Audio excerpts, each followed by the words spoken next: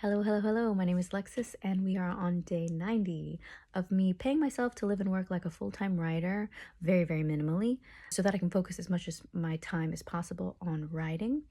Um, and I will adjust how I'm writing now to when and if I can hopefully secure some part-time work. So if you guys know of any part-time work going on in the Nottingham area that are looking for people, please let me know.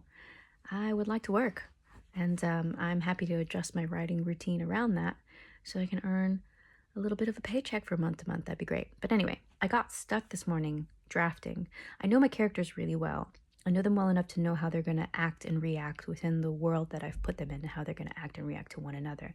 But what I wanted to ground myself in, because I'm writing about I'm introducing one of my main protagonists, and I want to ground her in her world and show you what her surrounding world is like, and so it can add texture and add value and meaning to what she does and how she behaves. So I had to work on setting and world building. Not writing a fantasy novel, but world building is necessary. And so I drew a map.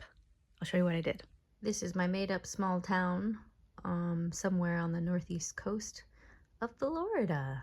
It was a fun exercise to like kind of get myself to break through that barrier that writers hit sometimes when they're drafting and they hit a wall. And it's my way of like teaching my brain that the wall for this particular task for the book is not writer's block. It's just you can't get further with this because maybe you need to explore this. And so, yeah, drawing the map helps me kind of release a lot of the tension.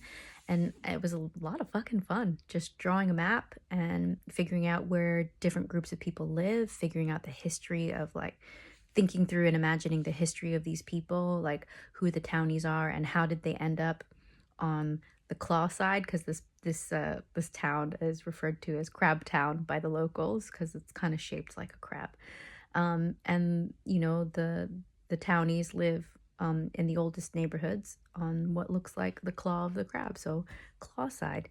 And then from that came a lot of language and history and lore and superstitions and um, all that stuff, and class structures. And it was really, really fucking fun. So highly recommend it if you also struggle like me with world building. So hopefully I can use this to springboard me forward into continuing to introduce my characters and contextualize them a little bit more solidly and realistically, so you feel real, you feel connected to them, you feel like they're people that you know and that you've met.